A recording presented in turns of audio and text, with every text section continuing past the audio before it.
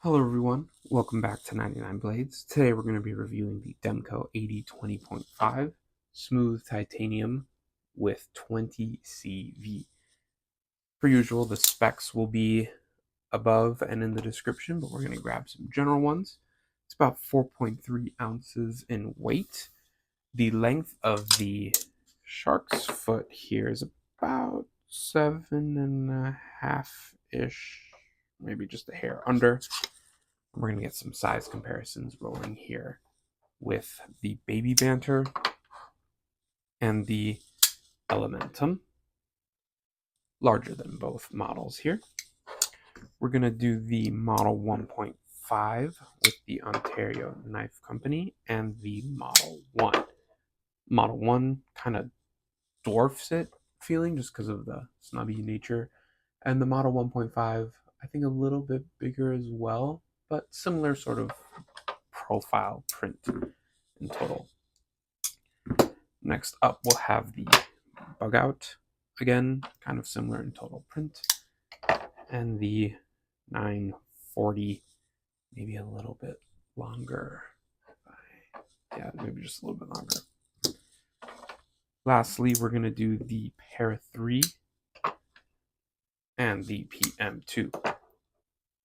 I think these kind of encapsulate that handle to shorter blade profile kind of a vibe that the 20.5 has.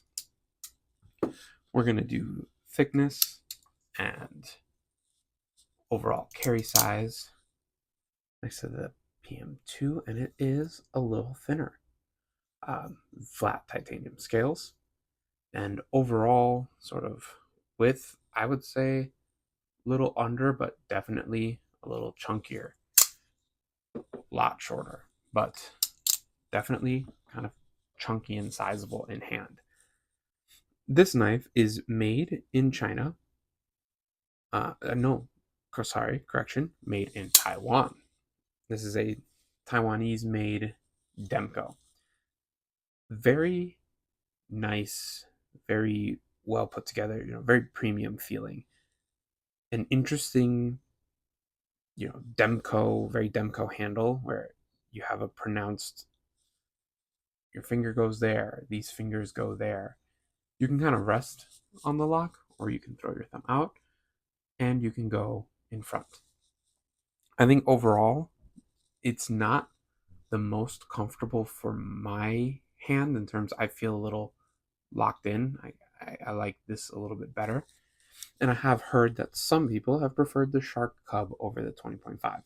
So I'm going to be interested in getting a Shark Cub in and seeing ergonomically if I like that more than a 20.5. But I do love this blade shape. I have cut with it a little bit, but not a lot. It has a really strong lock. I think the Demkos are very well known for their strong locks. The Scorpion lock, the Triad lock. Very, I guess, lock oriented, but also very interesting and very fidgety. So you get button locks, you get access locks. These are all ways to kind of keep your fingers out of the path. When you look at like a normal, liner lock, your fingers in the cutting edge. This removes that with the Shark Lock, which is very fidgety, very unique.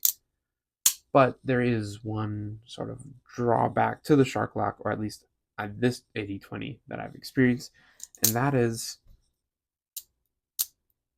you're not breaking that Shark Lock till right there.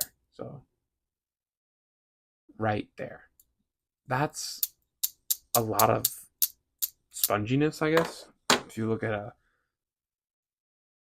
you get a little sponginess there, and then you get more positive tension, and it breaks like right there, and it kind of feels out, but you get resistance. Here, there's like no resistance till like right here, and then you get that break. Now, you can fail reverse flicks super easily. You can kind of fail the thumb flicks if you just give it a little, but with similar amount of pressure, they come flying out on a liner lock. That was probably even less. So this compared with, it gives you more of that confident break. This doesn't have that break. Now, if you just give it authority, no biggie. Like, if I'm carrying a 20.5 and I want it to deploy, I won't not deploy it. I just don't get that I would like this break to be like right here. But I think it's just something to do with the lock mechanics. However, if that is something that you just have to pay the price when you're getting a shark lock, I think it's worth it for just the incredible drop nature. Very fun, very safe, and very strong. So some downsides, but some positives. Again, I like the overall profile, but I hate the pocket clip. So I put a Lynch clip. I don't like how the pocket clip mounts this way. And, the stock clip looks ugly, I thought. The Lynch clip is a little better, but still, I wish the clip was mounted in a different format. And that's just a minor, that has almost nothing to do with the knife. It's just, I just don't like it.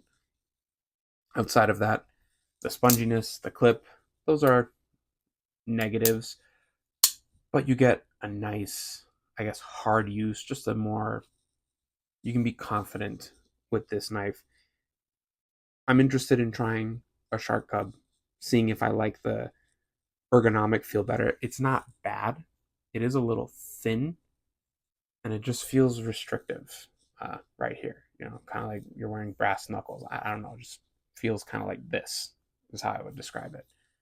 I wish I had a little more space, but that's what the choke up's for, and it feels fantastic. So not bad. No hot spots per se. Just, I don't know. I wish this was rounded out, and I'll kind of explain here real quick. It could just be because I prefer this system more. So it's very open. I just like how that feels better than how this feels, right? So everyone's touching. I can let them feel a little more free. I can choke up this way and like cram it if I want to for something powerful, or you can just kind of spread out. You can go forward, you can go backwards, and we'll get to reviewing this in the future. This is about the 80-20. So grip is a little locked in, and I think the Shark Cub just kind of opens and makes it a little more neutral. So I'd like to try one. I'll probably be keeping this unless I love the Shark Cub. Then I'll probably move it because I just love that lock. Very, very fun, very cool. So not too much to be said that hasn't already been said by a lot of other reviewers. No blade play, locks rock solid, and absolutely massive stop pin. Like, that thing is just huge. It's shouldered as well, which is fantastic. The studs are really big. That's one thing where I kind of wish it would just be only reverse flick, but it does make it so that if you put your finger in the reverse flick and just grab the stud with the back nail, it fires super nice, which is kind of my preferred deployment method, or kind of a slow roll, but more quickly, like that. Really nice knife. I kind of wish I chose the diamond textured, but it just shreds pockets. So I ended up going with the flat, and it does feel really nice. Little chunky, little lazy with this. Maybe I'll try to put a stronger spring. That might be something interesting to try.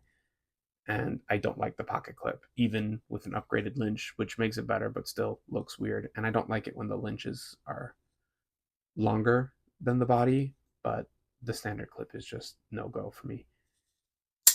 So yeah, this has been sort of a quick review on the 20.5. If you found it at all informative or enjoyable, please consider subscribing and liking. Thank you so much for watching.